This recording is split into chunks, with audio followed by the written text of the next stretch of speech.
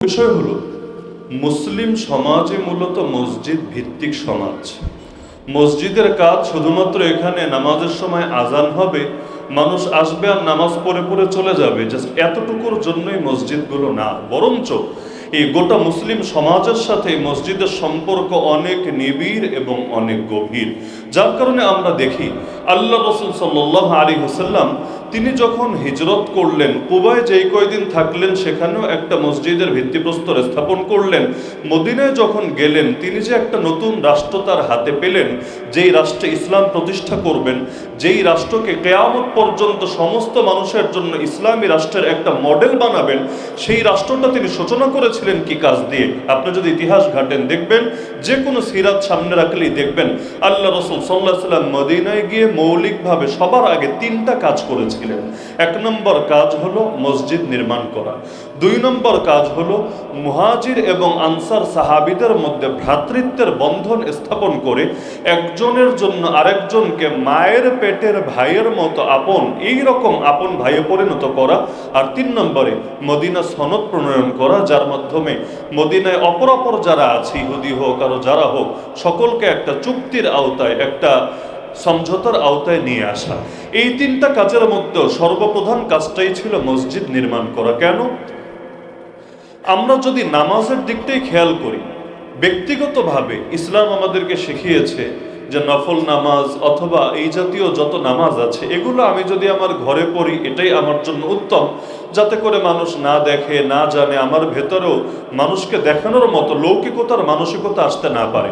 কিন্তু ইসলাম আমাদেরকে শিখিয়েছে যার ঘরের কাছে মসজিদ আছে, আল্লাহ নবী সাল্লাল্লাহু আলাইহি ওয়াসাল্লাম বলেন, লা সালাতা লিজারিল মসজিদ ইল্লা ফিল মসজিদ, মসজিদের নিকটে যার ঘর, তার নামাজ পরিপূর্ণই হবে না, পূর্ণাঙ্গ সওয়াবই সে পাবে না যদি না সে মসজিদে এসে নামাজ আদায় করে। তাহলে প্রতিদিন 5টা টাইমে, তাও ভিন্ন ভিন্ন টাইমে, একদম দিন শুরু হওয়ার আগ থেকে রাত পর্যন্ত এই ভিন্ন ভিন্ন টাইমে 5 বার মুসলমানরা আসবে, পরস্পর দেখা সাক্ষাৎ হবে, সালাম কালাম হবে, তাদের ভেতরে মিল মহব্বত তৈরি হবে। জুমার দিন সমস্ত মসজিদে জুম্মা হবে না, বরং কিছু মসজিদ থাকবে জামিয়া মসজিদ। জামিয়া মানেই হলো একত্রকারী, আরো প্রচুর পরিমাণ মানুষকে একত্র করবে। 10টা 20টা পাঞ্জেগানা মসজিদের মুসল্লি এসে বড় একটা জামে মসজিদে এসে জামাতের সঙ্গে নামাজ আদায় করবে। আর বছরে 2 বার 2 ঈদের দিন, যদিও বাংলাদেশে 2 ঈদের চাইতে আরো অনেক বেশি ঈদ আছে, কিন্তু নামাজ তো মানুষ দুটোতেই পড়ে থাকে। তো এখন এই ঈদুল ফিতর এবং ঈদুল আজহার দিন মানুষ আসবে, এবং আরো অনেক পরিমাণ মানুষ যারা বিভিন্ন জামে মসজিদে নামাজ পড়ে, তারা এসে একসঙ্গে পারস্পরিক দেখা সাক্ষাৎ হবে। এই যে পারস্পরিক দেখা সাক্ষাৎ হবে, সালাম কালাম হবে, এর দ্বারাই মুসলমানদের মধ্যে মিল মহব্বত ধীরে ধীরে বাড়তে থাকবে। তাহলে এই মসজিদের সাথে অনেক কিছুর সম্পর্ক আছে। এমনকি আল্লাহ রাসূল সাল্লাল্লাহু আলাইহি ওয়াসাল্লামের রাজনীতি, আল্লাহ রাসূল সাল্লাল্লাহু আলাইহি ওয়াসাল্লামের সমাজ পরিচালনা, আল্লাহ রাসূল সাল্লাল্লাহু আলাইহি ওয়াসাল্লামের বিচার আচার, এমনকি আল্লাহ রাসূল সাল্লাল্লাহু আলাইহি ওয়াসাল্লামের জিহাদের বাহিনী প্রেরণ পর্যন্ত, এগুলোর সাথেও মসজিদের ইতিহাস জড়িয়ে আছে অঙ্গাঙ্গিভাবে। যার কারণে ইসলামে মসজিদের গুরুত্ব এটা যেন-তেন পর্যায়ে না, বরঞ্চ মসজিদ তো এমন এক দামি জায়গা, হাদিসের মধ্যে আছে, যেই 7 শ্রেণীর মানুষকে আমার আল্লাহ কিয়ামতের দিন তার বিশেষ ছায়ায় জায়গা করে দেবেন, যেদিন আমার রবের ছায়া ছাড়ার কোনো ছায়াই থাকবে না, না গাছের ছায়া, না পাহাড়ের ছায়া, না ভবনের ছায়া, কিচ্ছু না, থাকবে একমাত্র আমার রবের সেই বিশেষ ছায়া। সাবআতুন ইউযিল্লুহুমুল্লাহু ফি যিল্লিহি ইয়াওমা লা যিল্লা ইল্লা যিল্লু। তো সেদিন যে 7 শ্রেণীকে বিশেষভাবে আল্লাহ আরশের ছায়ায় জায়গা করে দেবেন, এর মধ্যে এক শ্রেণী কারা? নবীজি বলেন, রাজুলুন কলবুহু মুআল্লাকুম বিল মাসাজিদ, এমন ব্যক্তি যার দিলটা মসজিদের সঙ্গেই লেগে থাকে। তাহলে কি আছে মসজিদে?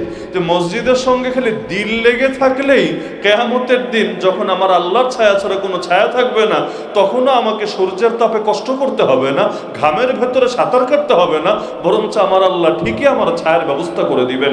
এমনকি নবীজি বলেন, আহাব্বুল বিলাদি ইলাল্লাহি মাসাজিদুহা, আল্লাহর নিকট সবচাইতে প্রিয় জায়গায়, জমিনের মধ্যে যত জায়গা আছে এর মধ্যে সবচাইতে প্রিয় জায়গা হলো তার মসজিদ সমূহ।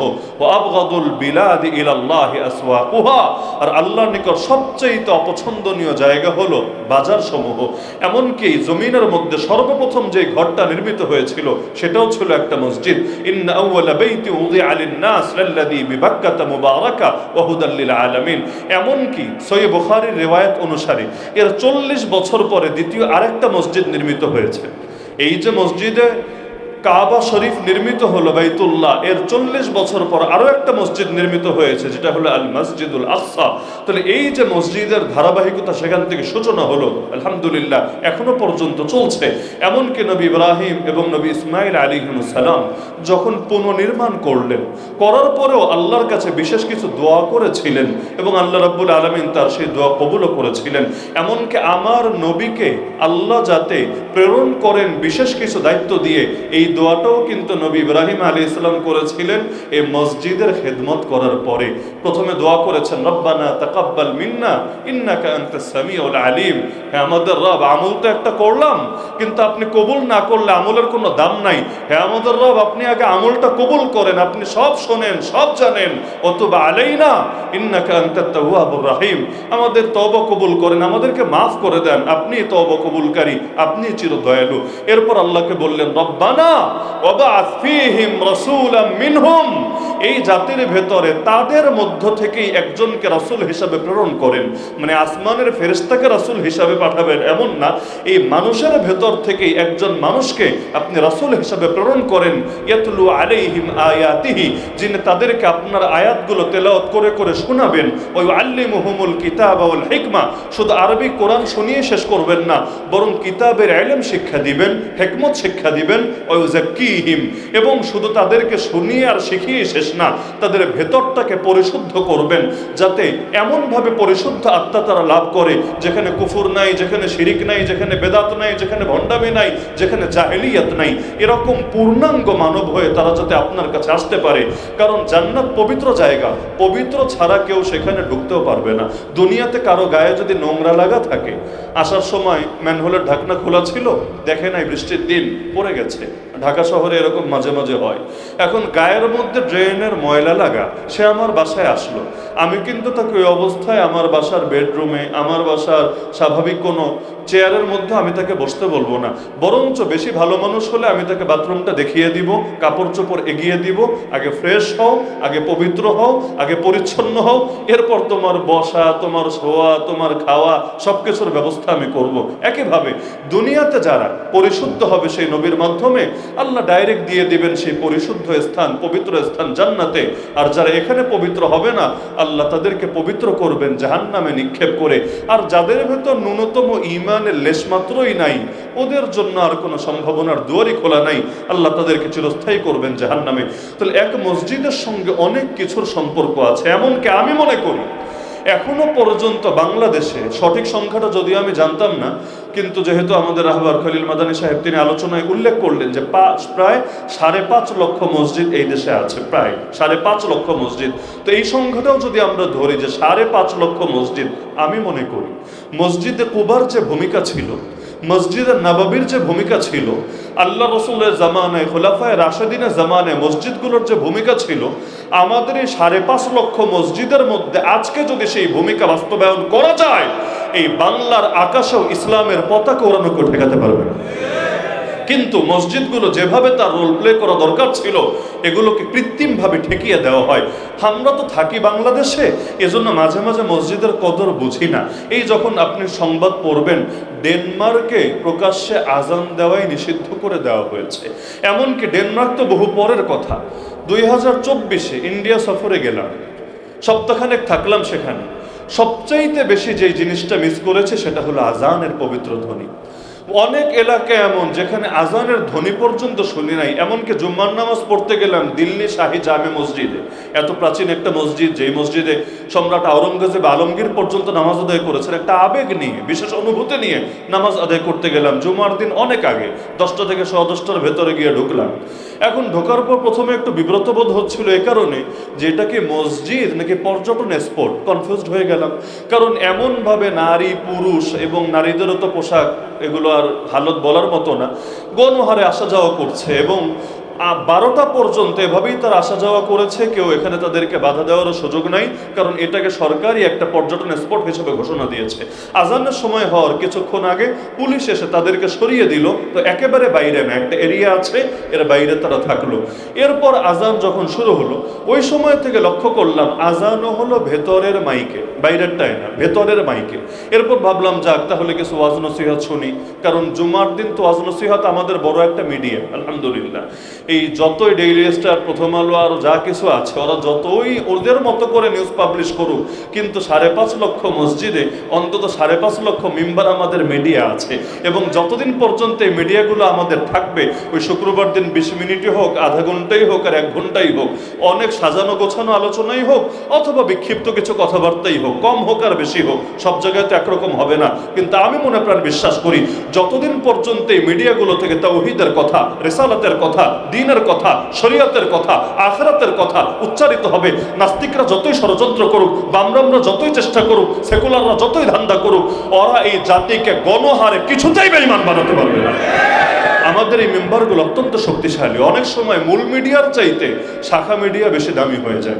আমরা জুলাই আন্দোলনে দেখেছি মূল মিডিয়ার কয়টা মিডিয়ার ভূমিকা ছিল, অনেকে তো এই খবরগুলোও তুলে ধরতো না, কিন্তু সোশ্যাল মিডিয়া এতটা শক্তিশালী হয়ে গিয়েছিল ওই মূল মিডিয়ার ধার ধারতো না। আলহামদুলিল্লাহ অনেক ক্ষেত্রে এই মসজিদগুলো এমন কিছু ভূমিকা পালন করে এখনো পর্যন্ত, যদিও মাঝে মাঝে অনেকে অনেক রকম ক্লিক লাগানোর চেষ্টা করে, মসজিদের ইমামদের খুতবা নিয়ন্ত্রণ করার, মাহফিলে বক্তাদের বক্তব্য নিয়ন্ত্রণ করার বহু রকম চেষ্টা তারা করে থাকে, আল্লাহ হেফাজত করুন। তো এখন সেখানে দেখলাম জুম্মার কোনো বয়ানও হলো না। আমার পাশে এক মুসল্লি বসলো, সে বলল হুজুর আমি 18 কিলো দূর থেকে জুম্মা পড়তে এসেছি। আমি বললাম কেন? একটা বিশেষ জায়গা দেখার জন্য? বলল না, আপনাদের জন্য বিশেষ, কারণ আপনারা থাকেন এক দেশে, দেখতে এসেছেন, আমাদের জন্য বিশেষ না, আমরা তো ছোটবেলা থেকে এগুলো দেখে বড় হয়েছি। বললাম তাহলে 18 কিলো দূর থেকে কেন? বলল হুজুর আমাদের আশপাশে কয়েক গ্রামে উগ্র হিন্দুত্ববাদীরা জুম্মার নামাজ আর পড়তে দেয় না, তো যার কারণে বাধ্য হয়ে দূরেই আসা লাগে। এরপর দেখলাম খুতবা হলো, খুতবা খুব সংক্ষিপ্তভাবে লিখিত ফরম্যাট আছে, পাঠ করলো, এরপর নামাজ পড়ে শেষ করে দিল। আফসোস হলো সেখানে বসে যে আসলেই বাংলাদেশে মসজিদগুলোর যে কদর, এটা এখানে বসে আমরা টের পাই না, কিন্তু আরেক জায়গায় গিয়ে যখন আমরা শূন্যতা অনুভব করি তখন এই জিনিসগুলো আমরা অনুভব করতে পারি। আলহামদুলিল্লাহ এই জাতি সবাই যে খুব বেশি কোটিপতি এমনও না, আবার আমরা রাষ্ট্র হিসাবেও যে উচ্চবিত্তের রাষ্ট্র এরকমও তো কোনো ব্যাপার না, বরঞ্চ আমরা এখনো তো উন্নত রাষ্ট্র হতে পারি নাই, কোনোদিন পারবো কিনা আল্লাহ ছাড়া কেউ জানে না। কিন্তু আলহামদুলিল্লাহ মসজিদের কথা বললে, মাদ্রাসার কথা বললে, দ্বীনের কথা বললে, যে হাজারপতি এখনো লাখপতিও হতে পারেনি, আলহামদুলিল্লাহ এখনো এমন বহু আবু বকর আছে, এখনো এমন বহু ওমর আছে, এখনো এমন বহু ওসমান আছে, যে কেউ তাদের সম্পদের কেউ 25%, কেউ 50%, এমনকি কেউ 100% দেওয়ার পর্যন্ত মানসিকতা রাখে।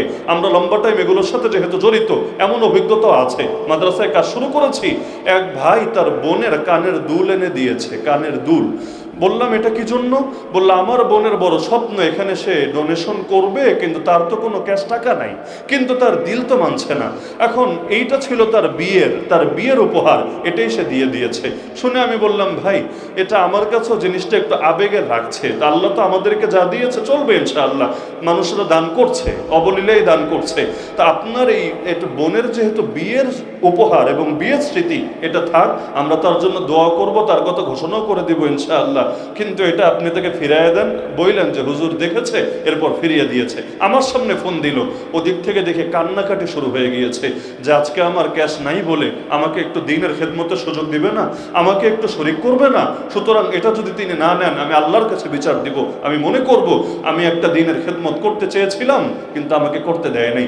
বহু এলাকায় মাহফিলে গেলেও দেখি মুরগির ডিম পর্যন্ত দিয়ে দেয়, আপনারা দেখেছেন কিনা আমি জানি না, মুরগির ডিম, গাছের লাউ, নিজের পালা হাঁস মুরগি এগুলো পর্যন্ত দান করে দেয়। তো হুজুর আমার টাকা নাই, এগুলো দিলাম, নিলামে বিক্রি করে এরপর আপনি আল্লাহর ঘরের খেদমতে লাগান। তো আলহামদুলিল্লাহ পকেটের টাকা কম থাক আর বেশি থাক, কিন্তু আল্লাহ তাআলা এমন একটা দিল দিয়েছেন, বিশেষ করে নারীদেরকে এমন একটা দিল দিয়েছেন আলহামদুলিল্লাহ, যারা মাদ্রাসা মসজিদের জন্য অবলীলায় নিজেদের সব কিছু কোরবান করতেও দ্বিধা করে না।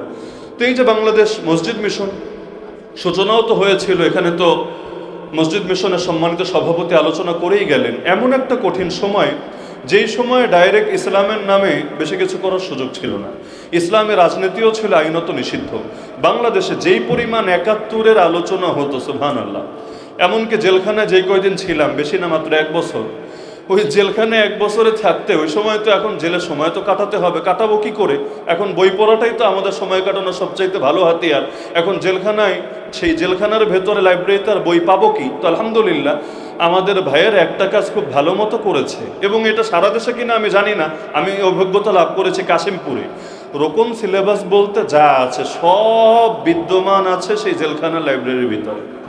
কিভাবে ঢোকালো, কে কবে ঢোকালো আল্লাহ ভালো জানে। এমনকি বহু বই এমন যেগুলো আগেও পড়েছি, কিন্তু এরপরও আবার first to last, line to line, জেলে বৈশা কাজ তো নাই, তাফসির ফি জিলালিল কোরআন বলেন, তাফহিমুল কোরআন বলেন, আরও যা কিছু আছে এখানে বসে বসে বসে বসে পড়লাম। এক পর্যায়ে ধর্মীয় গ্রন্থ পড়া শেষ, মানে ইসলামী যত বই ছিল পড়া শেষ। এখন কি করা যায়?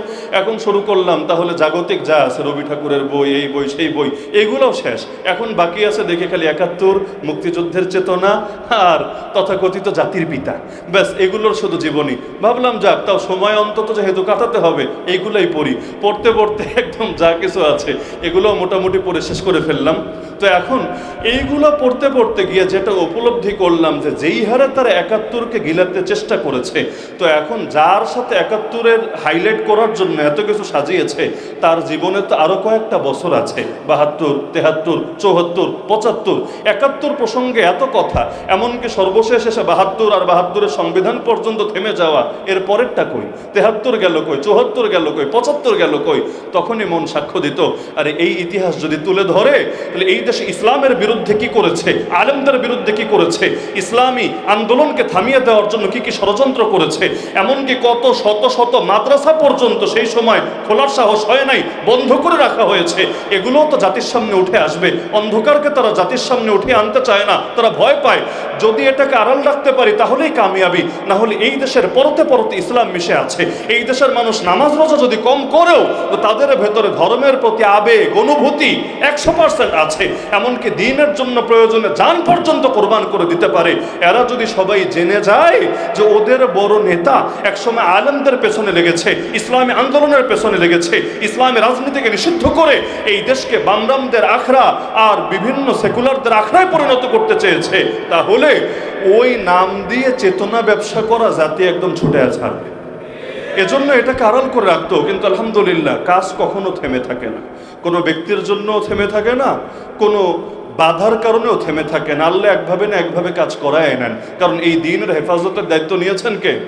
দুনিয়ার সব হুজুর মাইরা ফেললো, আল্লাহর দ্বীনের ক্ষতি হবে না। দুনিয়ার সব ইসলামী সংগঠনকে নিষিদ্ধ করে দিল, আল্লাহর দ্বীনকে কেউ থামাতে পারবে না।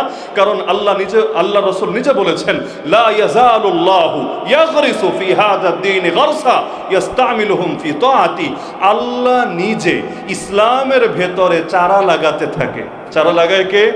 আল্লাহ নিজে ইসলামের ভেতরে চারা লাগাতে থাকে, যে চারাগুলোকে তিনি তার আনুগত্যের কাজে নিয়োজিত রাখে। এজন্য দেখবেন কাউকে না কাউকে দিয়ে আল্লাহ তার দ্বীনের কাজ করাতেই থাকে, আলহামদুলিল্লাহ। তো যেই সময় ইসলামের রাজনীতি বন্ধ হয়েছে, ওই সময় মসজিদ মিশন নাম দিয়ে ঠিক আলহামদুলিল্লাহ মসজিদের খেদমত এবং মসজিদকে কেন্দ্র করে একটা ইসলামী মিশনকে ছড়িয়ে দেওয়ার খেদমত, ওই যে সূচনা হয়েছে আজও পর্যন্ত চলছে। এবং আমরা আশাবাদী যতদিন এই দেশ থাকবে মসজিদ মিশনও থাকবে ইনশাআল্লাহ, এবং এই মসজিদ মিশনকে কেন্দ্র করে এবং তার হাত ধরে এক একটা মসজিদ হেদায়েতের এক একটা মার্কাজ হয়ে থাকবে ইনশাআল্লাহ। তাহলে আমাদের সামনে এই তিক্ত বাস্তবতাগুলোকে সামনে রেখে একটা জিনিস মাথায় রাখা দরকার, যে সুযোগটাও আল্লাহর পক্ষ থেকে একটা গনিমত। আল্লাহ তাআলা নিজেই সুস্থতা দেন, নিজেই বান্দাকে অবসর দেন, নিজেই বান্দাকে সম্পদ দেন, নিজেই বান্দাকে যৌবন দেন। আবার আল্লাহ তাআলা একসময় এগুলো কেড়েও নেন। মাঝখানে শুধু পরীক্ষা করতে চান বান্দা এগুলো তার খেদমতে কতটুকু নিয়োজিত রেখেছে। যেমন সম্পদ দেন কে? আবার সম্পদ চাইলে যে কোনো সময় কেড়েও নিতে পারেন কে? আল্লাহ কেড়ে নিতে চাইলে কে আছে ঠেকাতে পারবে? কিন্তু এরপর আল্লাহ তাআলা সবসময় কেড়ে না নিয়ে নিজেই আগ্রহ জাগায় বান্দাকে, বান্দা একটু দে না, আমার পথে একটু দান কর না, আমার পথে একটু সদকা কর না। কেন আল্লাহ তোমাকে এভাবে চেয়ে চেয়ে কেন নিতে হবে? সদকার ফজিলত শুনিয়ে শুনিয়ে কেন আদায় করতে হবে? কারণ আল্লাহ যদি জোর করে নিয়ে নেন, এখানে তো আর বান্দার কোনো কৃতিত্ব থাকবে না, কিন্তু আল্লাহ দিয়ে রেখেছেন। এরপর আল্লাহর সামনে একদিন দাঁড়াবে, এই কথা স্মরণ করে বান্দা যখন আল্লাহর দেওয়া জিনিস আল্লাহর পথে ব্যয় করবে, আল্লাহ বড় খুশি হন এতে। এমনকি এখানে আল্লাহ পরিমাণও দেখেন না, কোয়ালিটি দেখেন। কোয়ালিটি ভিন্ন জিনিস, কোয়ান্টিটি ভিন্ন জিনিস। তাবুকের যুদ্ধে সবচাইতে বেশি যিনি দান করেছিলেন তার নাম ওসমান রাদিয়াল্লাহু আনহু। ঠিক কয় টাকা সম্পদ দান করেছিলেন অ্যাকুরেট হিসাব আমার কাছে নাই, তবে ওই কাশিমপুরে বসে একটা সম্ভাব্য হিসাব আমি বের করেছিলাম, মানে জেলের কাম আর কি। অনেক কিছু সেখানে বসে বসে মাঝে মাঝে হিসাব করতাম যে কত হতে পারে। তো তিনি যে কয়টা উট দিয়েছিলেন, উট ভরা সম্পদ দিয়েছিলেন, যুদ্ধের অস্ত্র দিয়েছিলেন, সব মিলিয়ে আমার কাছে মনে হয়েছে কম বেশ হতে পারে। আমার কাছে মনে হয়েছে বর্তমান বাজার দর অনুসারে প্রায় 100 কোটি টাকার কাছাকাছি সম্পদ দান করেছেন। সারা জীবনের দান বলি নেই, সারা জীবনের না, মাত্র এক যুদ্ধে এই পরিমাণ দান তিনি করেছেন। এখন আপনি চিন্তা করেন তার মোট সম্পত্তি কত ছিল এবং সেখান থেকে তিনি এটা দিয়েছেন। তো যাই হোক, পরিমাণ তার বেশি। ওমর রাদিয়াল্লাহু আনহু দান করলেন, পরিমাণ ওসমানের চাইতে কম, কোনো সন্দেহ নাই। ওসমানের চাইতে পরিমাণ অনেক কম। নবী জিজ্ঞেস করলেন, ওমর কি দিলা আর কি রেখে আসলা? ওমর রাদিয়াল্লাহু আনহু বলল, ইয়া রাসূলুল্লাহ 50-50, অর্ধেক রেখে এসেছি আর অর্ধেক নিয়ে এসেছি। তার মানে যেই পরিমাণ এনেছি এই পরিমাণ আমার বাড়িতেও আছে। আবু বকর রাদিয়াল্লাহু আনহু কিছু দান করলেন, পরিমাণে ওমরের চাইতে অনেক কম। ওসমানের সঙ্গে তো তুলনা হয়ই না, ওমরের চাইতে অনেক কম। নবীজি জিজ্ঞেস করলেন, খিরে আবু বকর? নবী তো তাকে চেনেন, তাকে জানেন, তার ফ্যামিলির কি অবস্থা, আর্থিক কি অবস্থা নবীর চাইতে কে ভালো জানেন। নবী জিজ্ঞেস করলেন, আবু বকর কি রেখে আসলা? কি নিয়ে আসলে এটা প্রশ্ন না, নিয়ে কি এসেছে দেখাই যাচ্ছে, কি রেখে আসলা? আবু বকর রাদিয়াল্লাহু আনহু সরল সোজা মানুষ, কি বলে আর জবাব দিবেন? এক বাক্যে বললেন, আল্লাহ ওয়া রাসূলা, ঘরে আর কিছু না, আমার আল্লাহকে আর আমার রাসূলকে রেখে এসেছে। পরিমাণ কম, কোনো সন্দেহ নাই, কিন্তু ওমর বললেন, ভেবেছিলাম আজকে অন্তত আবু বকরকে হারাবো, তাকে পেছনে ফেলবো, কিন্তু বুঝে গেলাম, কারো শিখাই দিতে হলো না, আমি বুঝে গেলাম আবু বকরকে পেছনে ফেলা আমার সাধ্যের কথা না। কেন? আমার আল্লাহ কোয়ালিটি দেখেন, জাস্ট কোয়ান্টিটি না। না হলে যদি পরিমাণ বেশি হলেই দাম বেশি বাড়তো, তাহলে তো সব জান্নাত ফেরেশতাদের দখলেই চলে যেত, আমরা সিরিয়ালই পেতাম না। এমনকি আগেকার উম্মত যাদের হায়াত ছিল শত শত বছর, হাজার বছর, ওরাই চলে যেত সবার আগে জান্নাতে, আমরা পড়ে থাকতাম সবার পেছনে। কিন্তু ছোট একটা হায়াত, গড় আয়ু 60 থেকে 70-এর মাঝে, কিন্তু আলহামদুলিল্লাহ আসলাম সবার পরে, যাব সবার আগে। সংখ্যা দিয়ে এগিয়েছি তা না, বরঞ্চ আল্লাহ তাআলা কোয়ালিটি দিয়ে দিয়েছেন আমাদেরকে। সবচাইতে বেশি কোয়ালিটিফুল নবীর উম্মত হতে পেরেছি, সবচাইতে বেশি কোয়ালিটি সম্পন্ন কিতাব আল্লাহ আমাদেরকে দান করেছেন, এবং আরো কত কোয়ালিটি সম্পন্ন জিনিস দিয়েছেন। এক লাইলাতুল কদরে ইবাদত করলে 1000 মাসের চাইতে বেশি হয়ে যায়। আরো কতভাবে আল্লাহ আমাদেরকে এগিয়ে নেওয়ার তৌফিক দিয়েছেন। সুতরাং মাথায় রাখবেন, এই ক্ষুদ্র জীবনে আল্লাহর দ্বীনের কাজ আল্লাহই করিয়ে নিবেন, কাউকে না কাউকে দিয়ে ঠিকই করিয়ে নিবেন। আপনি বসে থাকলেও আল্লাহর দ্বীন বসে থাকবে না, থেমে থাকবে না, কিন্তু এই দিন এগোবে। কিন্তু সেখানে আপনার যদি কিছু অংশগ্রহণ না থাকে, আপনি পিছিয়ে যাবেন আখিরাতের সফরে। এই মসজিদ, মাদ্রাসা, এই দিন যা কিছু আছে সব চলবে, সব চলবে, কোনো কিছুই থেমে থাকবে না। এমনকি যেই সময় হুজুররা প্রায় সবাই জেলে, 2021-এর কথা বলছি, 3000-এর বেশি তো আমরা একসঙ্গে থাকলাম জেলে, আর বাকি যারা বাইরে ছিল তাদেরকেও থাকতে হয়েছে আত্মগোপনে, মাসের পর মাস লুকিয়ে। আত্মগোপনের জীবন, এটা জেলের জীবনের চাইতে ভয়ঙ্কর। ও যারা 2 জীবন সরাসরি অনুভব করেছেন এরা বুঝবেন, শুধু ওয়াজ শুনে বুঝবেন না। গোপনে থাকে এতটা ভয়ের, একটা অ্যাম্বুলেন্স গেলেও ভেতরে এমন এমন কাঁপতে থাকে, মনে হয় এই বুঝি আমার ধরতে এসেছে। একটা মুচি জুতার দিকে তাকালেও ভয় লাগে, আরে ও আবার গোয়েন্দা না তো, এভাবে তাকাচ্ছে কেন আমার দিকে, খুব আতঙ্কে দিন কাটে। অনেকে তো হার্টের রোগী থাকলে আরো ঝামেলায় পড়ে। ওই সময়ও আলহামদুলিল্লাহ যখন ষড়যন্ত্র শুরু হলো ইসলামের বিভিন্ন বিধানের বিরুদ্ধে, সিলেবাসের মধ্যে পর্যন্ত বিভিন্ন শয়তানি ঢুকাতে চাইলো, তো আলেমরা জেলে, বাকিরা আত্মগোপনে, তাই বলে আন্দোলন থেমে থেকেছে? থামেনি আলহামদুলিল্লাহ। কলেজ ভার্সিটির ছেলেরা পর্যন্ত আল জিহাদ স্লোগান দিয়ে রাস্তায় নেমে এসেছে। তো এই মসজিদ মাদ্রাসার কাজ চলবে কি না? আল্লাহর দ্বীনের কাজ চলবে কি না? এগুলো চালিয়ে নেবেন কে? আমরা যদি হতে পারি ওসিলা, আলহামদুলিল্লাহ এটাই কামিয়াবি। না হলে আল্লাহ চাইলে নবীর রক্ত ঝরানো ছাড়া ইসলামকে বিজয়ী করতে পারতেন না। আল্লাহ চাইলে আমার নবীর দাঁত শহীদ করা ছাড়া, আমার নবীর আঙ্গুল কাটা ছাড়া, আমার নবীকে 3 বছর জেল খাটানো ছাড়া, আমার নবীকে তার নিজ ঘর থেকে নিজ দেশ থেকে হিজরত করা ছাড়া, আমার নবীর আপন চাচার বুক চিরে কলিজা বের করে চিবিয়ে খাওয়া হয়েছে দৃশ্যের অবতারণা করা ছাড়া, আমার নবীকে 27টা যুদ্ধের ময়দানে নেওয়া ছাড়া, আর 47টা ময়দানে বাহিনী পাঠানো ছাড়া, আমার নবীর হাজার হাজার সাহাবী শহীদ হবে এই দৃশ্যের অবতারণা করা ছাড়া আল্লাহ চাইলে প্রথম দিনই কোন শুধুমাত্র হও এই আদেশের দ্বারাই সবকিছু করে দিতে পারতেন নাকি পারতেন না? আল্লাহ যদি পারেন তাহলে তয়েফ লাগলো কেন, বদর লাগলো কেন, উহুদ লাগলো কেন, হিজরত লাগলো কেন, জিহাদ লাগলো কেন, কোরবানি লাগলো কেন, শাহাদাত লাগলো কেন, রক্ত লাগলো কেন? এজন্য না যে আমার আল্লাহ এগুলো ছাড়া পারেন না, বরং এজন্য সব যদি আল্লাহই করে দেন ফেরেশতা দিয়ে, আল্লাহই করে দেন নির্বাহী আদেশ দিয়ে, আল্লাহই করে দেন জাস্ট কুন ফায়াকুন দিয়ে, আমার দাম বাড়বে কিভাবে, আপনার দাম বাড়বে কিভাবে, কিয়ামতের দিন পুঁজি কি হবে, আল্লাহর সামনে নিজের আমল হিসাবে হাজির করব কোন জিনিসকে? সুতরাং কিছু রক্ত যদি ঝরে দেখাতে পারবো আল্লাহ রক্ত তোমার দ্বীনের জন্য ঝরেছে। গায়ে যদি কিছু আঘাত লাগে দেখাতে পারবো তোমার দ্বীনের জন্য আঘাত লেগেছে। আপনজন যদি শহীদ হয় আল্লাহকে বলতে পারবো আমার আপনজন তোমার দ্বীনের জন্য কোরবান হয়েছে। সম্পদ যদি কিছু ব্যয় করতে পারি আল্লাহর রাস্তায় বলতে পারবো আয় আল্লাহ আমারও কিছু সম্পদ ব্যয় হয়েছে তোমার দ্বীন এগিয়ে যাওয়ার পথে, প্রচারের পথে, প্রতিষ্ঠার পথে। এগুলোই হবে নাজাতের ওসিলা। ইয়া আইয়ুহাল্লাযীনা আমানুত্তাকুল্লাহ ওয়াবতাগু ইলাইহিল ওয়াসিলা। হে ইমানদাররা আল্লাহকে ভয় করো এবং তোমরা ওসিলা তালাশ করো। তাহলে এরকম ওসিলা হওয়ার মানসিকতা আছে তো আলহামদুলিল্লাহ। 200 কোটি মুসলমান যদি আজকে সকলে ওসিলা হওয়ার মানসিকতা রাখতো মুসলমানদের প্রথম কিবলা বহু আগেই স্বাধীন হয়ে যেত। কিন্তু সংখ্যায় হবে 200 কোটি, কিন্তু কেউ করতে রাজি না। আমরা হয়েছি সেই বনি ইসরাইলের মতো যারা নবী মুসাকে বলেছিল আমাদের লাগবে কেন, তুমি পারো না, তুমি যাও তোমার খোদাকে নিয়ে, তোমরা গিয়ে লড়াই চালিয়ে দাও আর আমরা এখানে বসে বসে তামাশা দেখব। আমাদের হয়েছে এই হালত। না হলে চিন্তা করেন এটা তো খুলনা মহানগরী, তাই না, একটা বিভাগীয় শহর, জানতনের ব্যাপার না, একটা বিভাগীয় শহর। যদিও এদিকে আমি আসি কম, দূরত্বের কারণে এই অঞ্চলগুলোতে খুব কম আসা হয়, কিন্তু এলাকাগুলোর ব্যাপারে মোটামুটি আইডিয়া আছে। আর প্রধান অতিথি আমাদের মসজিদ মিশনের সভাপতি সাহেব তো একটা রহস্য ফাঁস করে দিলেন যে আমার শ্বশুরবাড়িও এই বিভাগের মধ্যে, বাস্তবে এই বিভাগের মধ্যে, যদিও অন্য জেলায় যশোর। আর এই খুলনা বিভাগ তো আলহামদুলিল্লাহ দ্বীনের প্রতি আপনাদের আবেগ এবং কোরবানি সবার চাইতে বেশি। কিভাবে? যেমন বিভিন্ন সময় শাহাদাতের যে ঘটনা ঘটেছে, সাতক্ষীরা এক এলাকায় গিয়ে মাহফিল করলাম। আল্লামা দেলোয়ার হোসেন সাইদি রহমতুল্লাহ আলাইহি সেই ঘৃণিত রায় যখন দেওয়া হলো তার বিরুদ্ধে, কি পরিমাণ মানুষ সেখানে নির্যাতিত হয়েছে, গুলি খেয়েছে, শাহাদাত বরণ করেছে। একইভাবে এখনো পর্যন্ত ইসলামপন্থীদের পক্ষে সবচাইতে বেশি ভোট দিয়েছে যেই বিভাগের মানুষ, খুলনা। এমনকি আমার তো এটা বলতে দ্বিধা নাই, আমাদের সিলেটে 19টা আসন, এর মধ্যে জামায়াতে ইসলামী একটা আসনও পায় নাই, 0। আর জোটের একটা আসন পেয়েছে, জোটের অন্য দল মাত্র সিরেফ একটা আসন পেয়েছে, বাকি 18টাই হাতছাড়া, একটাও আসে নাই। অথচ খুলনায় হিসাব করলে মনে হয় বহুত বের হবে, তাই না? মাশাআল্লাহ 25টা, আমাদের 19-এর মধ্যে 0, আর এখানে আপনাদের এই জায়গায় 25টা। তাহলে দিনের লাইন আলহামদুলিল্লাহ আপনাদের আগ্রহে কমতি নেই, এটা বোঝা যায় আলহামদুলিল্লাহ। আর কিছু মেকানিজম ইঞ্জিনিয়ারিং তো হয়েছে, যদি না হতো সংখ্যা হয়তো আরও বাড়তো এবং আগামীতে বাড়বে ইনশাআল্লাহ, আমি আশাবাদী বাড়বে ইনশাআল্লাহ।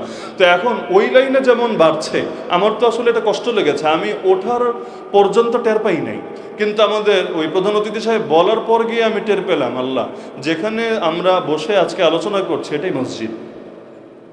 এর আগে আমি ওঠার সময় আমি ভেবেছি মাদ্রাসার কোনো হয়তো